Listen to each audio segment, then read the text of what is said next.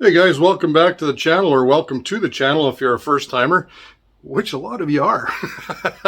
Got a big box right here from VLEDs, more LED stuff to do to the Taco.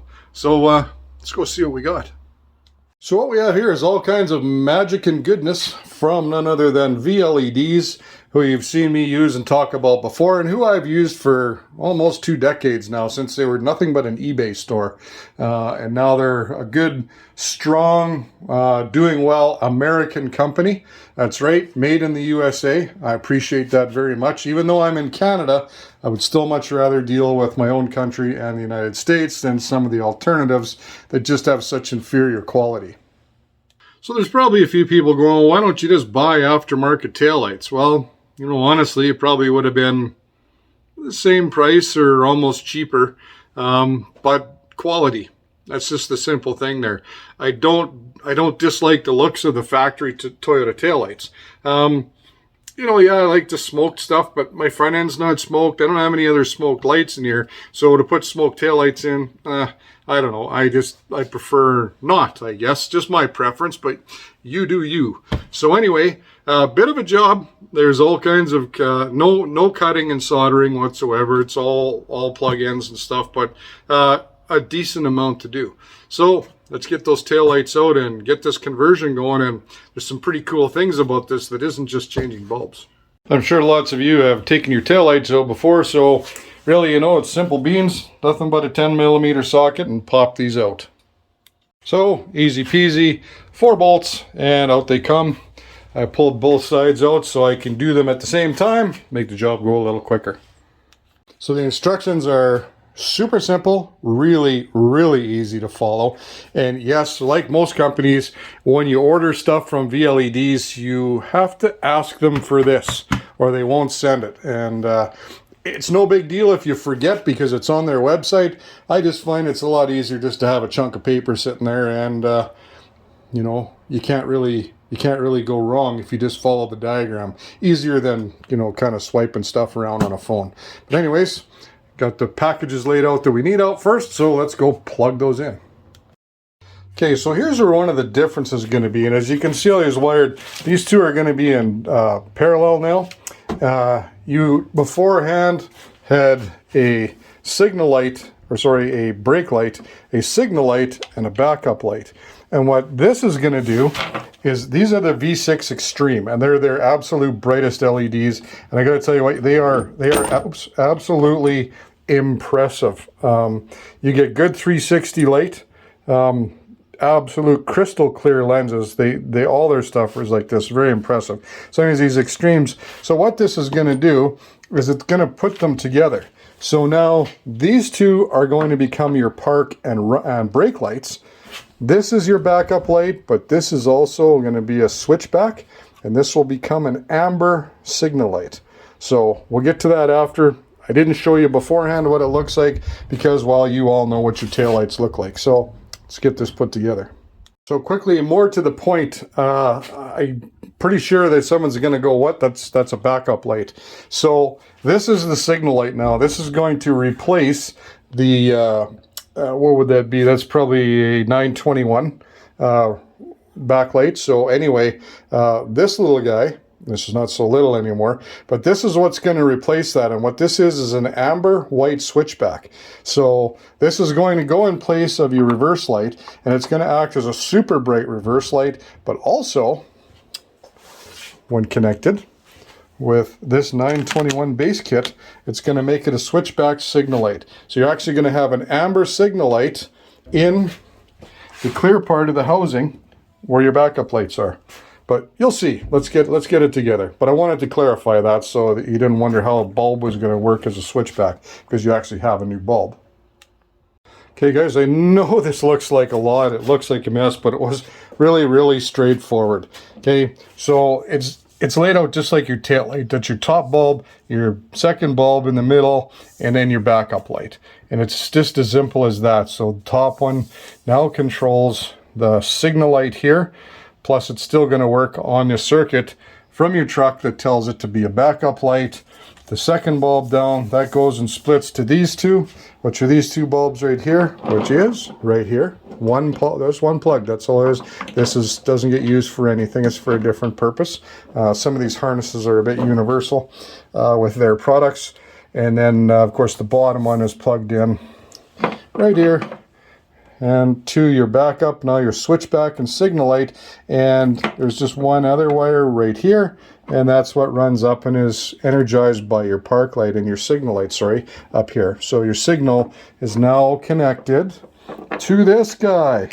And this one, which was your brake light and park lights, is now running right here to these two extremes. So actually easy peasy. You get all kinds of this dielectric grease with, guys.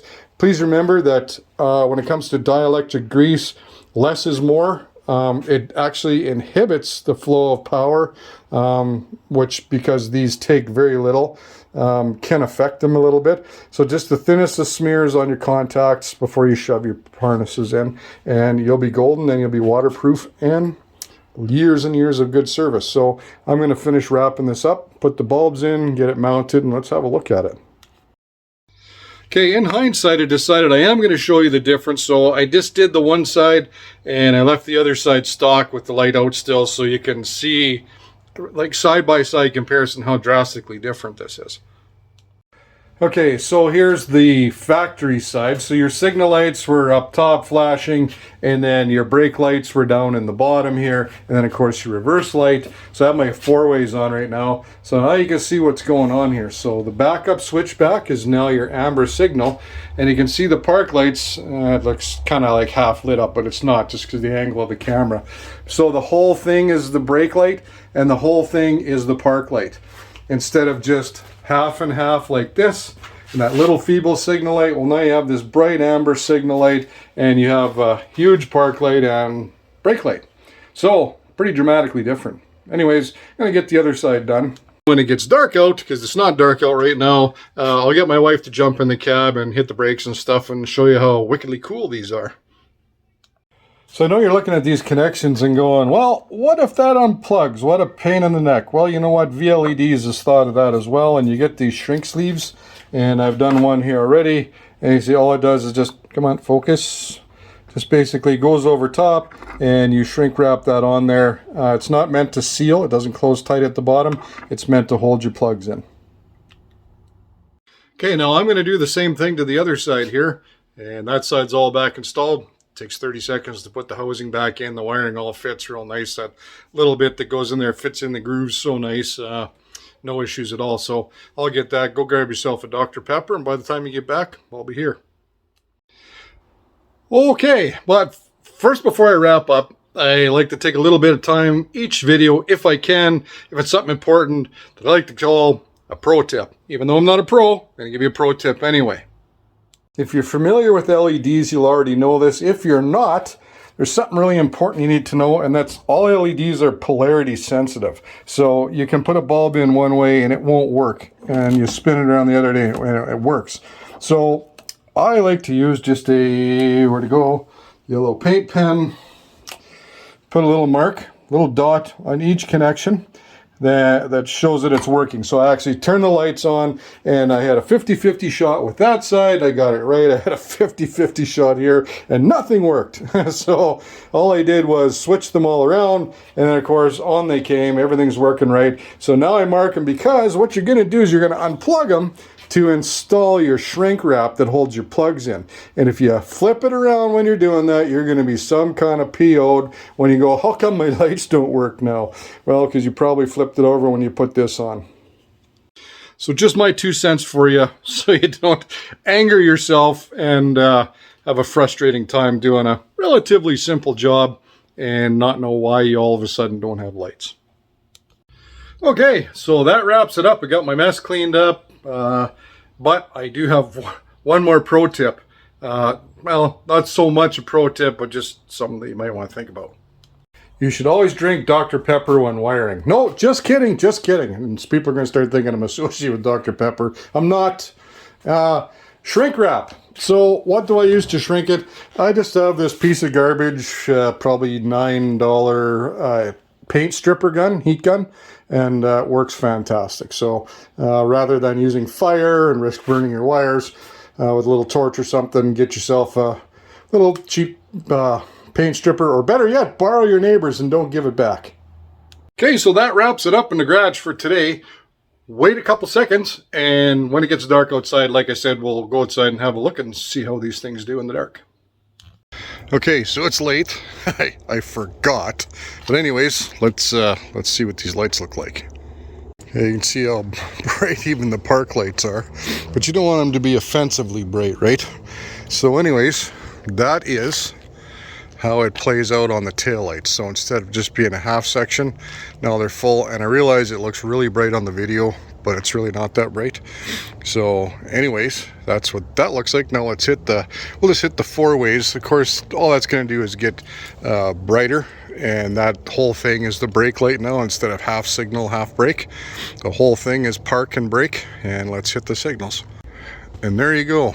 So your switchbacks, you have bright white for your reverse lights, and now you have amber flashing in your reverse light section. So that is insanely bright. You can see that from space. That is a major attention getter. So I think that's far better than the factory little blinky blinky that was on there. Now you have kick-ass, super bright yellow switchbacks in your backup lights. And just for fun, there you go. Signal light is lighting up the neighborhood. That's how bright they are. So anyways, that's it for me with all the barking dogs in the neighborhood. And yeah, so hope it was, helpful if you're doing it. But if nothing else, definitely check out VLED's products. They are just second to none. Are they expensive? Yes. Do you get what you pay for? Absolutely.